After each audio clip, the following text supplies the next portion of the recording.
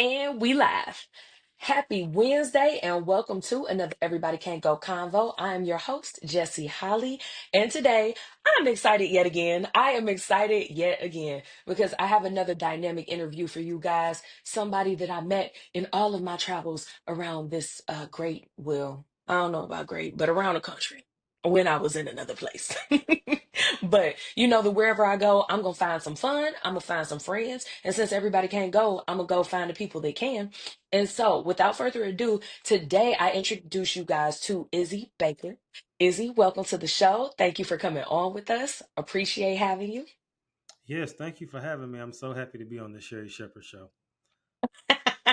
Don't do me like that. Me and my mama love us some Shuri, okay?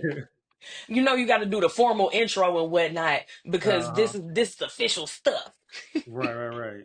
And so, go ahead and give us an overview of. I've been checking out your podcast since I met you. For you guys that are new to the pod, new to Everybody Can't Go Convos.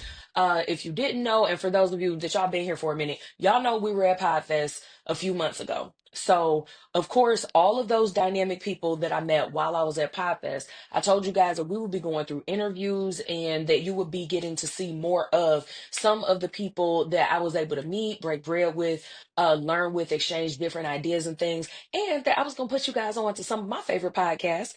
And I will say that Izzy's pod is one of the ones that when I'm playing it and I'm minding my own business, listening to a pod on my phone, I just hear from the background my fiance in the distance, like, that, who is that? He talking. And so I'm like, okay, well, but mind your business because I'm listening to this pod. But I knew that I had to have Izzy on because y'all know that around here, we love black men and we love talking about black men's mental health when we do have the fellas come through. And so it has been quite a few months since I have had someone to come in and speak with us about men's mental health specifically. So we are going to take it to that space, do something else for the guys today. So, Izzy, tell us about your podcast, how it started, where you're at with it now. Let us know all that info. Well, okay. So, obviously, Izzy, I'm from St. Louis, live in Houston. And, you know, you said how I got started with the podcast or just how I got where I'm at.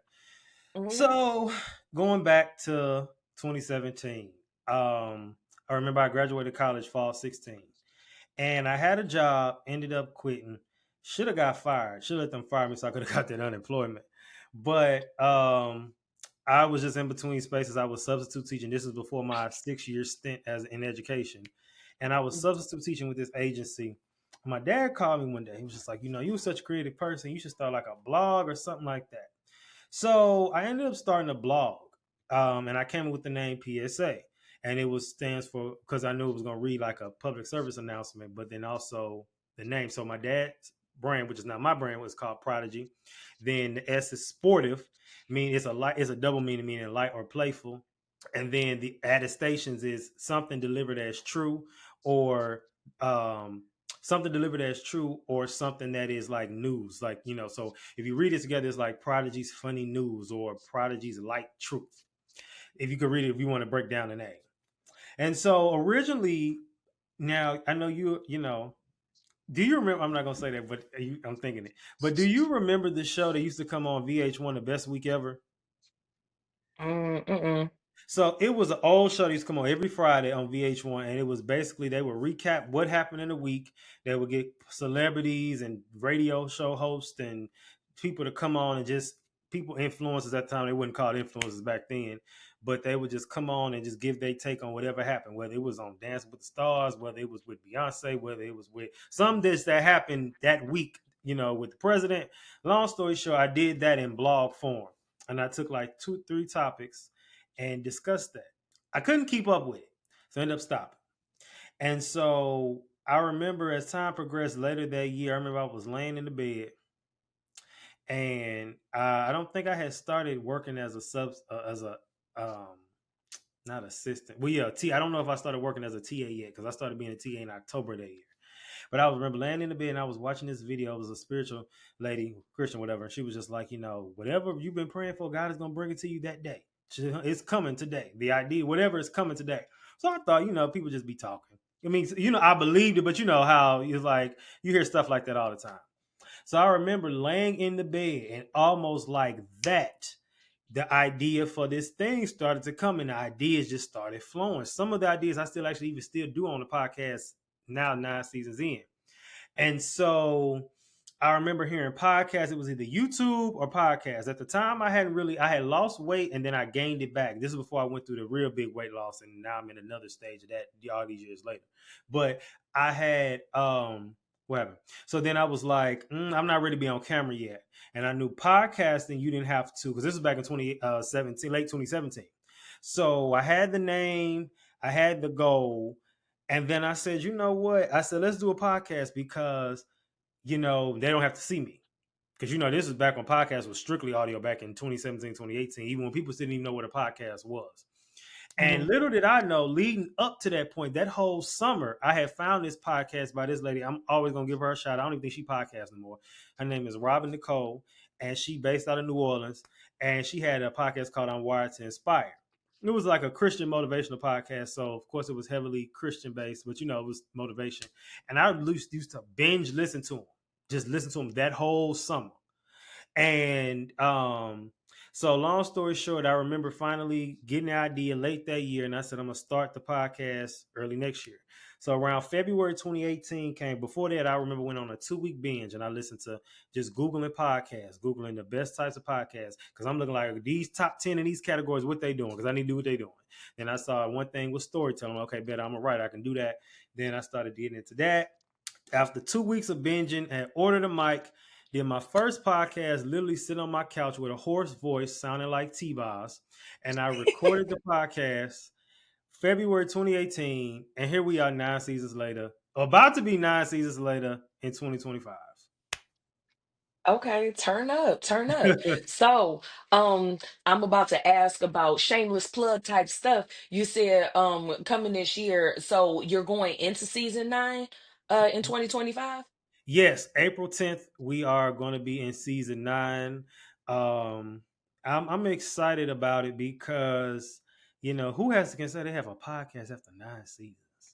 And it to be growing like it is, and just kind of leaning into the things that we're doing, that people are doing now, but still keeping it to home and going back to my roots. And I believe in this break, that's why I'm all for doing things seasonally, just because podcasting, at least vlogging is a little different, but I mean, you can do that in seasons too, but but I do podcasts because I need to let life. I look at my podcast like a rapper, or like I'm a rapper or somebody, or a musician. Like, they best works come from when they let life. And I feel like the type of podcast I have too is best to just do that. So like I take maybe 3 to 4 months off and just let life and come back ready for, you know. Okay, and just let it happen. That makes sense, and it gives you content to talk about, especially in the space that you're in, with a focus on men's mental health. And that was part of what attracted me to your podcast, because with me being like, oh, I'm a dreamer, a motivator, a connector, and I'm all about the positivity and making everybody happy and making sure that everyone becomes a best version of themselves.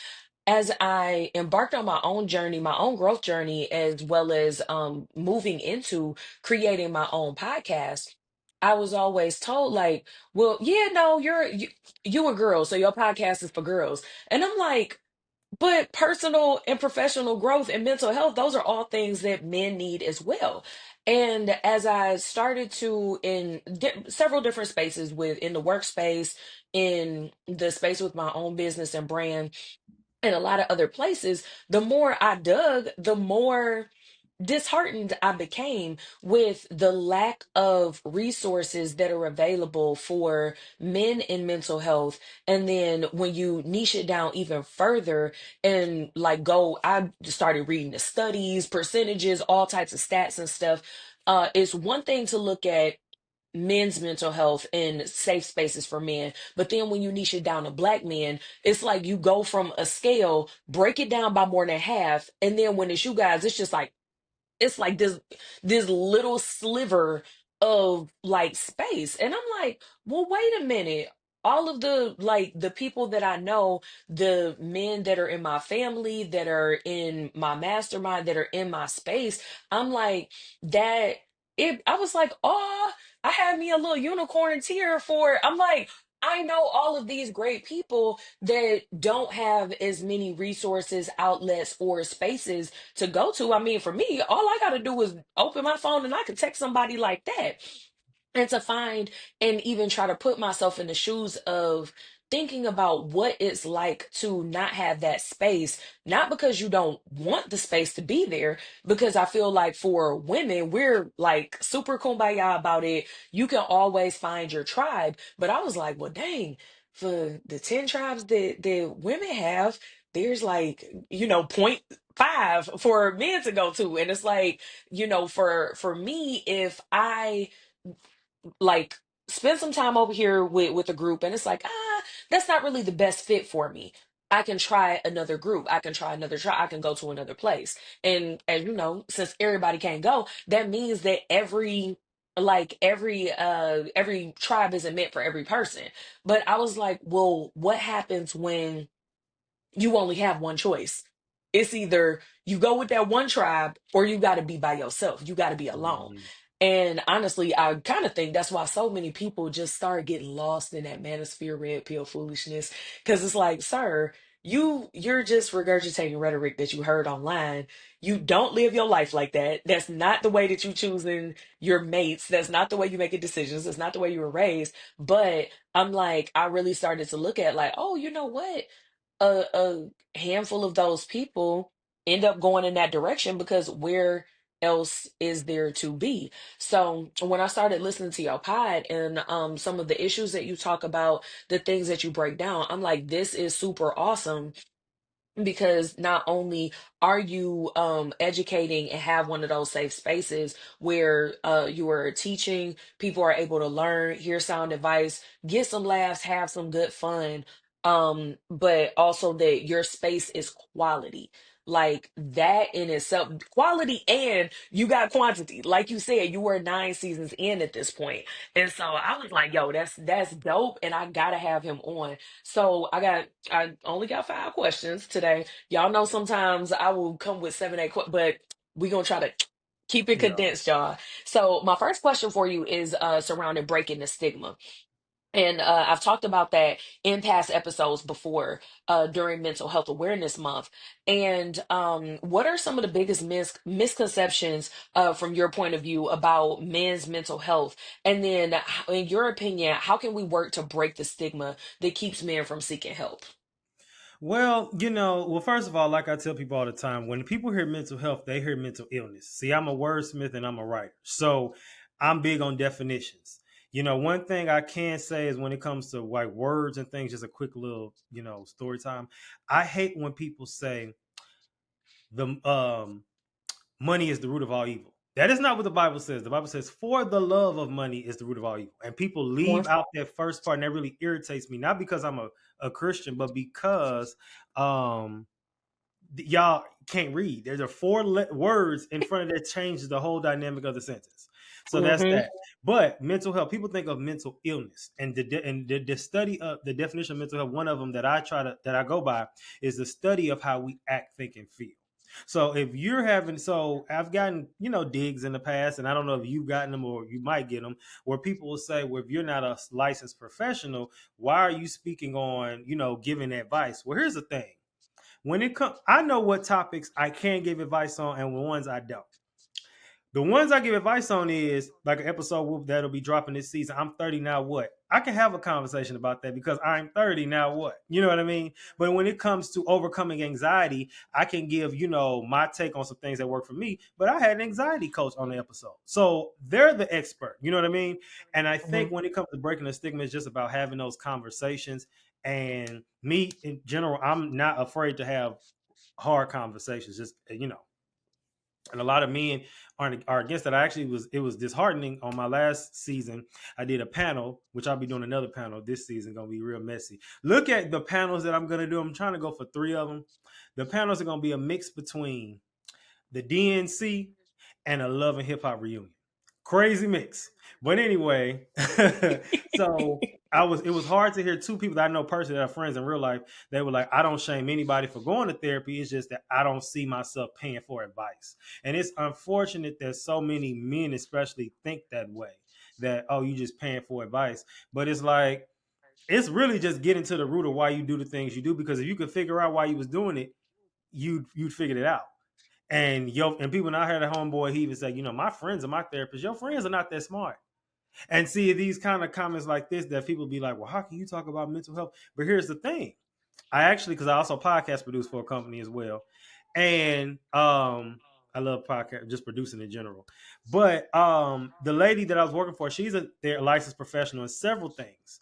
Caucasian lady from Philly. And she was just like, she's stifled and stuck with her podcast because she feels like as a licensed professional, it's things that she can't say that she wants to say, like she really wants to go in depth with it. So it's like it's a double-edged sword because it's in short, if you're damned if you do, damned if you don't. So either way, people gonna get to talking. So she has to talk from a professional point of view, and even then, it's still that she's very limited.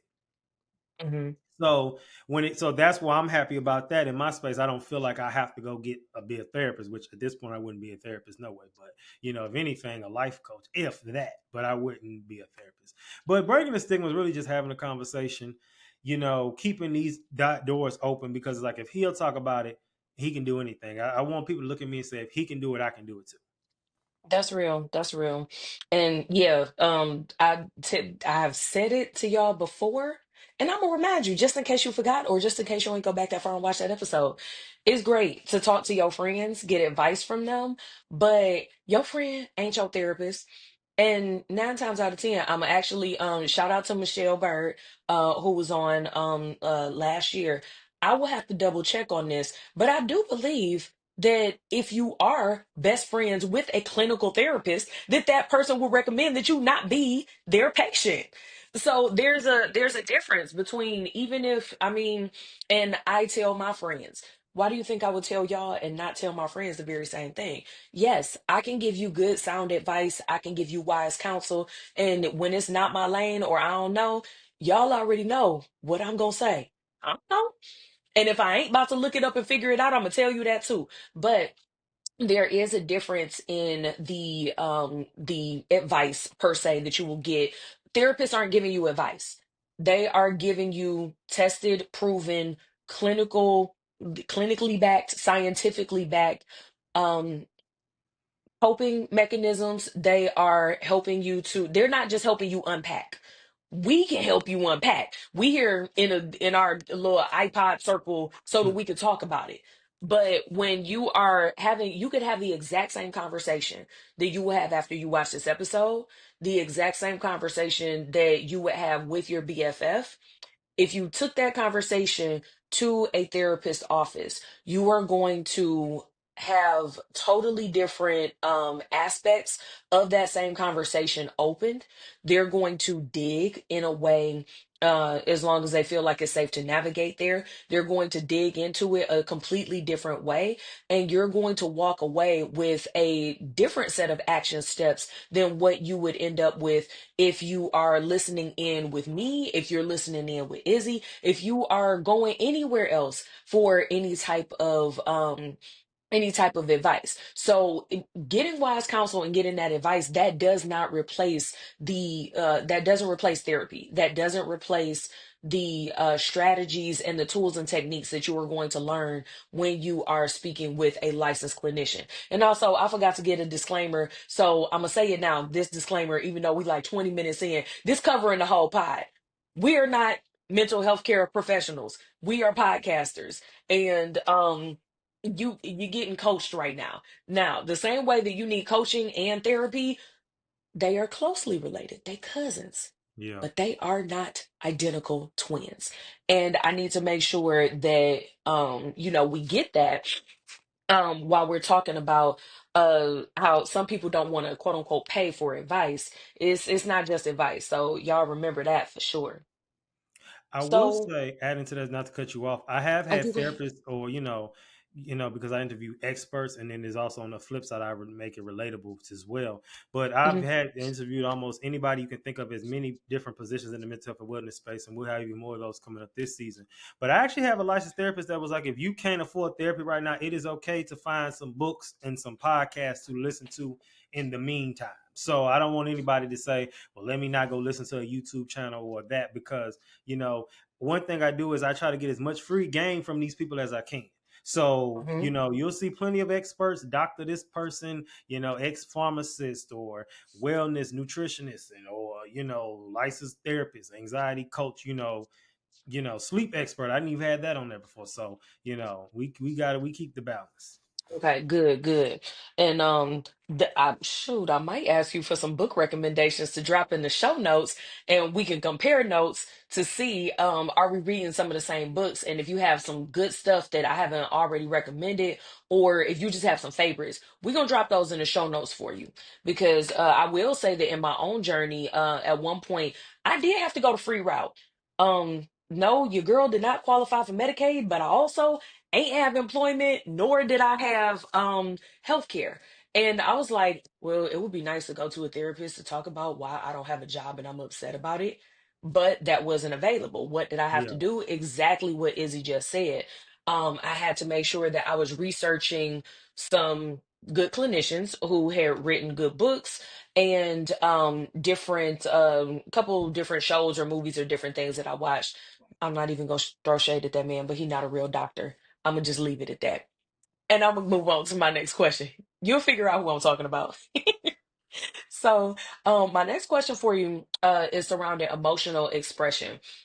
And many men struggle with expressing their emotions due to like societal expectations. Sometimes we talk about like that toxic masculinity and how you are expected to show up because they said so. We still don't know who they is, but that's what they said that men are supposed to do.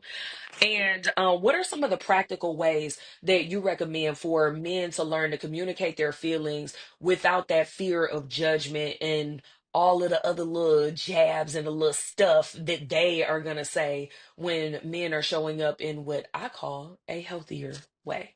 Well, like I said, if you don't want to do therapy or you just can't afford it at the moment, obviously, well, not obviously, but one thing you can do is just write and just kind of like journal things and just keep up day to day.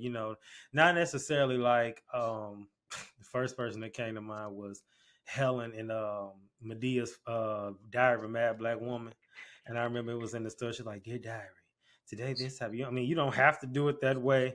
You can whatever works for you, if you just kind of expressing like what's going on in the moment, because sometimes when you write it out, and if you're a creative person, I really suggest that, because you can turn it into something and get some money off of it. But I think it's just about, writing. You can, of course, pray, of course, but what else could you do?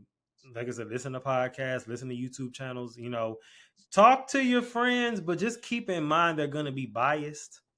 Hmm. you know. And I say bias in the other way too, because sometimes they secretly don't like you. But that's the conversation for another day. So, Yes. And that was me pointing at the sign off of that last thing that you said. For those of you listening on audio, that's what the pause was. Me pointing to that bright pink "everybody can't go" sign. And that is something to remember when you are having that need, or you feel the need or the urge to share. Sharing with people who are a safe space, that is very important to whether or not your experience is made or broken, dare I say, when you are deciding to like step out, be open, be vulnerable, and express yourself to another person. Don't say that it don't work, or like, oh no, I ain't. If look, sometimes if you don't know what you're doing, or you don't have enough like a prerequisite to learn who is a safe space, you can very well go and you feel like, okay, this is my first time that I'm going to try to express myself to another person. If you express yourself to the wrong person, it can quickly become a train wreck, like you said, because some people, they don't even like you. They see you going through it and they just waiting on you to be like, hey man, I got to get something off my chest. Like, and I feel like for the females do it too all the time, Yeah. but we know that girls are more easy to be catty. But I have definitely sat back and kind of watched, and my heart has broken for a couple of guys that I see sometimes men holding their feelings in, holding their emotions in. And it's like, oh, well, such and such, that's my boy. He would never like stab me in the back, whatever, whatever. And it's like, is that really your boy when you aren't exercising emotional awareness, emotional maturity, emotional intelligence on a regular basis? You not even noticing that the bond that you think that you have with your boy, y'all not even really bonded like that for him to be a safe space. I wish I could remember the name of the freaking article. I read it during COVID and went down this rabbit hole. I was reading the beginning article, then I started clicking the citations because my mind was so blown. And that's exactly what it talked about. It talked about the surface level friendships that men have, that when I was reading like the descriptors of Hmm. all of these men that they had interviewed, their description of a friend to me was an associate. I'm like, oh, that sounds like a coworker. Like, A what? coworker. Like, what do you mean? And I was so taken aback, and that was part of what made me go down the rabbit hole of looking into men's mental health and black men's mental health, and what it means to have a community and or a village. Because I'm thinking like, oh, even though I had my fallout with the friend circle or whatever, people started going back and forth. I always had my two best friends that were like super, super solid. And I couldn't really, I was kind of looking like, well, how would I feel if all of those people that couldn't go from that social circle, I'm like, well, dang, if my best friends were that kind of like shady, like how would I feel as an individual? And then that in addition to every other thing that's piled on the shoulders of a black man, I'm like, Yeah. that's gotta be hard to deal with.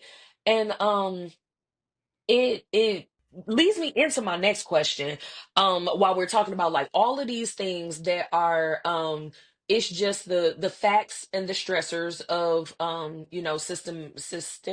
systematic, whichever one of the words it is, the systemic things that are piled onto being a minority, or being a double minority. But when you're looking at mental health and success, how do these mental health challenges impact men when you're looking at leadership, business, relationships, and not just romantic relationships? I'm talking about those friendships as well that are sometimes not as healthy as we think they are. And what strategies do you recommend men use so that they're able to maintain balance while they're looking at all of those different elements? Well, in this season, it's been revealed to me that since around July 2023, I've been in my own wilderness season, per se, Mhm. like the people in the Bible. And like, did you know after the wilderness season, the elevation? So I think that what you have to understand is you need to be around, you see things differently, especially me, like people I was around, close friends who not even bad friends. I'm just kind of like, I'm at a season where one thing about me and you know from the little time of knowing me, I'll tell people what we doing, why you not working on this, what you waiting on. You know what I mean? And I'm really big on that because so many people get caught up in fear and trying to make it all make sense. But you can't make it all make sense, and especially if you want to see real success. I think when handling those relationships, you have to. For me, I believe, I've been full time entrepreneur since, technically maybe, but I'm gonna say August 23 because that's when the teacher checks ran out. But you know, I have to, I can't help but to believe that with my resume and my great writing skills, because I have a ghostwriting service and my resume is pressure, that with this situation, why I'm getting all these interviews and get to the final round, hey, no, we went with somebody else, or jobs I know I'm qualified for. It got to the point where even the education jobs either never got back to me or they went with somebody else, and I'm like, I'm more than qualified. So I can't help but to believe, one, the job market is trash, but also to believe that this is God's way of saying, I need you here right now. Hey, although it's tough sometimes, you may have to borrow a little money here and there. Gonna be transparent, you not that much, but you have to trust in me and just understand that, this is for a season. Like, even though I know this won't last forever, it has definitely been eye opening.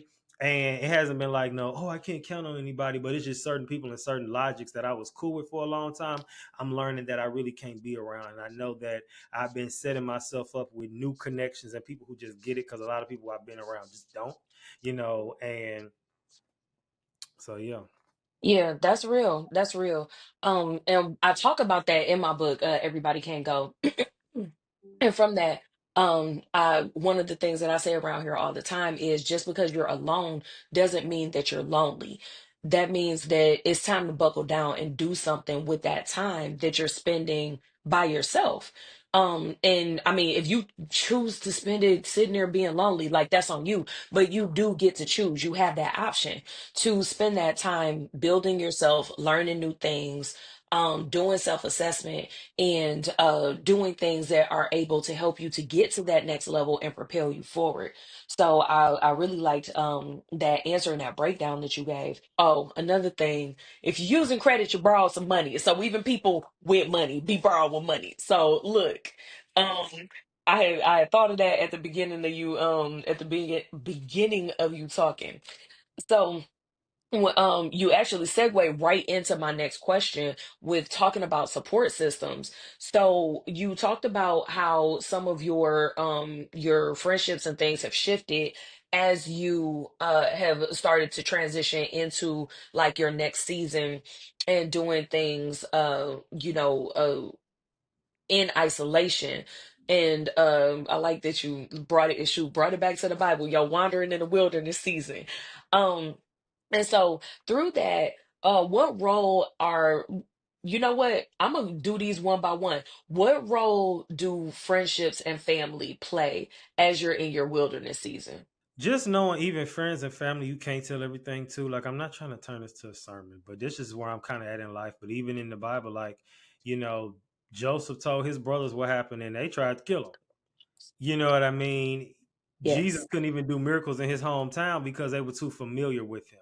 And it's some Hmm. people that I've grown up with. One of my friends who I have been knowing her since high school, like, it was some stuff that kind of has happened, but as we've gotten older, I just kind of look at her like, yeah, I know you since 2008, but it's just like, we're not in the same page of life. Like, you married, well, you was married, divorced now, but you got two kids. Your one son is 9, your other child is 7. Like, it's just like, and not even just that, but just kind of like, she'd kind of be like, well, when you gonna have some kids? And I know a lot of times people who have kids have that mindset, because it's like, we gonna kind of separate if you don't have kids as well. And it's like, I'm gonna have them when I'm supposed to. You know what I mean? And it's just like, you trying to, and it's just like, we just not on the same page. How she, like, I feel like she always is gonna view me from how I was in 2008. Because even when she make jokes about me, it's like stuff that I used to do that I don't even do no more. And it's just kind Hmm. of like, I don't even do that no more. Like, you still on that, and it's just like, you're never gonna see me as this. Like, you don't see me as the podcast producer, television person. Now, you don't see that. Yeah, you're not gonna Hmm. see that. You're gonna see me as just that. And it's just somebody kind of like, I think we just kind of had to separate. And it hasn't been a formal conversation. It's just kind of, we just stopped talking. Hmm. Um, she stopped calling me. I stopped calling her. Well, I really didn't call her after a while. I kind of just kind of pulled back. But it's just those little comments. And I was listening to Detroit's Finest. The producer. It was a video he had on his page. Carlos King. Are you familiar with him? Well, he had made a post. He was just like, when you start to elevate, you start to rise, pay attention to those comments from people close to you. And he was saying, and don't be quick to defend him, like, well, you know how so and so is, or you know how. Don't do that. Take that as a sign and know, like, see the alarm going off because of it. But take that as a sign and know, like, this day time may be up, or you might need to start, kind of cutting back with them. Hmm. That's real. That's real. And that in itself was one of the things that I missed that I had to think about in retrospect when I started to spend that time in my alone season, my wilderness season. And I looked at like, oh dang, it was a bunch of red flags on the way too. A bunch of those little comments, a bunch of like those little things that it's not like, just right there in your face. You have to learn to become aware of those things when you are kind of deciphering when everybody can't go with you. And you are a perfect example of, and I'm glad that you described your situation. That is part of the reason why I have people come on for interviews. Everybody knows my story from the book. I only have one version of Everybody Can't Go story, but everybody has one. And there's sometimes, like you said, you just kind of quietly separate. Sometimes it's just a physical space in between the two of you. Sometimes it's, one person goes the other, or and y'all kind of just taper off, and sort of just life takes you in different directions. It don't always have to be full of drama, foolishness, like just, a bunch of extra stuff. Sometimes it's just as simple as I grew, that person grew in a different direction, and now we're doing different things. So, digging further into these support systems, what do you feel that community plays in the role in supporting men's mental health? And how can we encourage more open conversations among men, like community wise? Well, I just think it's just good for anything. I'm not Greek, but I know there are some Greek organizations that offer, like, mental health forums. And, sometimes if you see friends doing things and may say, hey, y'all, let's just go to this and just see what it's about. And like I said, it's just all about, using the internet is a great thing. Some people are scared of the internet, and, they make comments like, you be talking to all them people online. I'm scared of doing that. And I just be like, well, you also broke too. So, um because people so caught up in, well, I need to know them in part, like, everybody just so scared to do stuff, and it's just like, this, just try it. People like this, not know MySpace days. Back in the day in St. Louis, I remember I didn't have social media to high school. I was actually terrified of social media because every time on the news, I remember in middle school when MySpace was hot, I used to hear stories about people committing, unaliving themselves. And I used to be like, well, maybe I don't need to be on this website, because every time I get on the news, somebody else did. I'm like, what are they doing on Mm. there? But, and maybe, and of course those old TV, like them things we used to watch, and they used to be like, watch who you talking to online. You don't know if you're talking to a predator. Yep. That my Like mama told me you that every day of life. I done met more predators in real life than on the computer. Oh, So talk about it. them ones at them clubs and them sections. Hmm. They're there. Yeah. They are there. Okay. And so, yes, that's real. That's real. Um, that threw me all the way off, because now I'm just thinking about, because I used to when I tell you one thing we was gonna do, we was gonna go to the club and we was gonna party. And I'm just thinking about all of the situations that it's like, y'all run, like, because that is very true, and I know how that going down that rabbit hole. We. Okay, so I'm gonna move into my last question for you for today, surrounding healing and growth. With all of these things that we've talked about, with breaking the stigma, different ways of emotional expression, making sure that you have a safe space so that you're successful in the mental health space, and talking about those different support systems that people can have, find, or grow. When you're talking about healing and growth, for men who have experienced trauma or past pain, what are some of the first steps that you recommend that they take towards healing? Um, the first thing is just talking about it.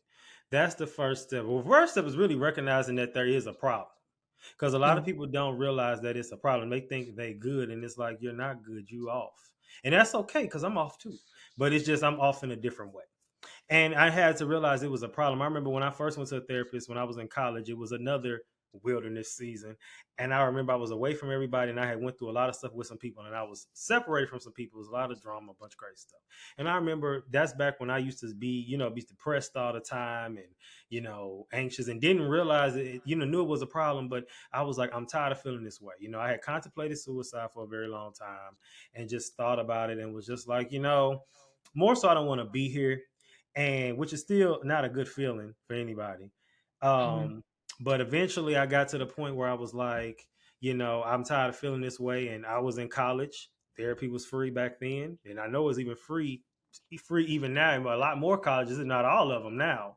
But that was back Mhm. in 2016. And then I went to therapy again in 2021 through because education, at least in Texas, provides free therapy. So it was like I went again then, so I was like, let me go get a job. They do it for free, so I can go get it for free. But It was just about knowing you have a problem, finding somebody, see if your job offered for free. I say, why not? If you can get it for free, young men, because women will do it before a man, but young men or old men, if you're listening, if you can get it for free, just try it out, especially if it's free, because what are you losing? A lot of these jobs do offer them, not all, but a lot do. So I would just check that out. Yeah. And what you're talking about is the employee assistance programs. So that is something that is completely separate from using mental health benefits. So you have your benefits. That's the part where you're talking about making a copay, making an appointment to go in and see a therapist. But do take a look through your job, through community centers, but usually through jobs, especially if you're at a larger company or a large corporation, there are employee assistance programs where you are able to see a licensed mental health clinician, but you are able to see them for a certain number of sessions and you are able to see them for free. So that is a completely different service than using your mental health benefit itself going through an insurance provider. Now, when you're working with that EAP, they may send you to use your benefits, to use your healthcare benefits, so that you're able to go in and talk with a therapist. But those sessions with the employee assistance program are usually free. And a lot of times I know what y'all gonna say, oh, they gonna go and tell everybody at work. No, they're not. Them losing their license ain't worth your little bit of business. That's what people do on Facebook. That's what your friends and them do, or your frenemies and them do. Look, that's one of the reasons why you need to talk to a licensed clinician, because they are bound by law, by licensing, and really by their livelihood. Because if they are a licensed clinician, that means that's how they get paid. That's where they get their money from. Your little drama or whatever it is that you're going through, and it don't even got to be little, your big drama, your big thing that you're going through, them running their mouth gossiping about your business, it's not worth their license that they have been in school, studied, and paid to take those tests for certifications and everything else. It's not worth them losing their licensure, not worth that their license getting suspended. It's not worth them not being able to practice. The same way that you go to work every day to get a check, being your therapist is their job. They are not about to tell your business to somebody else and not get paid and not be able to take care of themselves, their family, because they want to gossip about you. And even So if they just do, they remember that. don't. They ain't no mutual people. So why does it matter?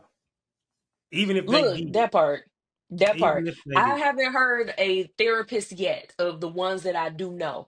I haven't heard none of them saying anything about any patients so far. And y'all know I be loving the clinicians and all of our professionals, because they do what I won't do. Because some stuff, like, y'all know, sometimes I be having my moments. I couldn't be y'all therapist and have y'all on my couch, because when it's time and I'm like, you know what? Shut up. That was stupid. You can't say that as a licensed professional. That's why I'm Exactly. not one. I'm a podcaster. Right. But um I like you said, even if you did, y'all not running in the same circles, but I can definitely assure you all, um in my experience with a bunch of them, they really ain't worried about you. They need to decompress from your foolishness, and the other 10 people they saw that day, or the other 8 people they saw that day, they need to decompress from the foolishness. They don't want to talk about your stuff to nobody. So that is a safe space, even though you may need to pay for it or go through that free programming so that you can access it. Please do use that. And your business ain't gonna be in the streets, and it also is not going to be released to your employer, because that's also illegal. Yeah. Okay.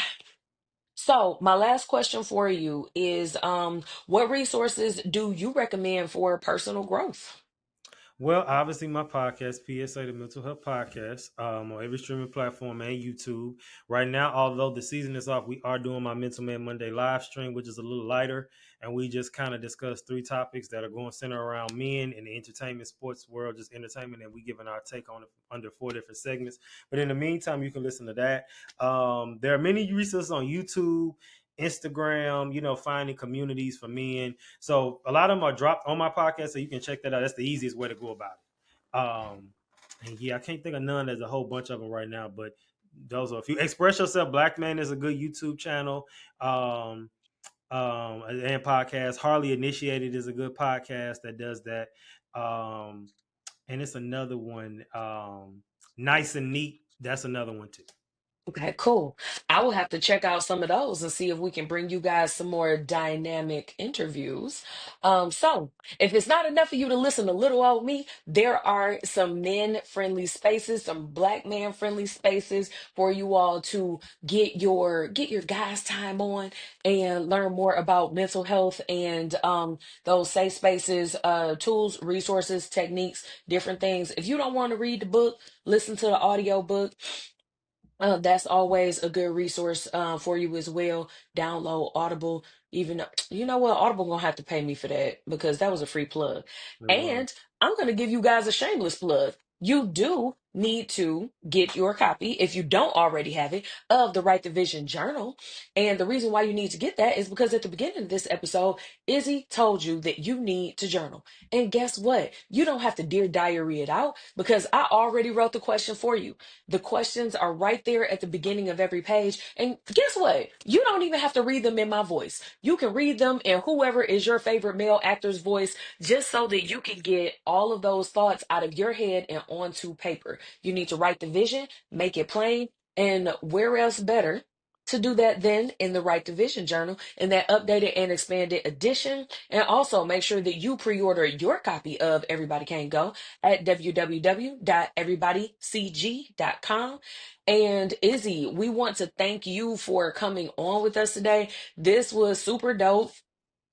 You got to let me know how many people come from over to this camp and come over to your camp. You already know I'm over there in your camp because y'all be dropping some good stuff over there. I'm entertained, I'm learning, getting good stuff. And you are awesome, awesome, awesome. And thank you so Thank much you for for you. sharing a little bit with us and dropping some gems with us today. So, Thank you for um having me. we will call it a wrap for today and see you guys next Wednesday for another Everybody Can't Go convo.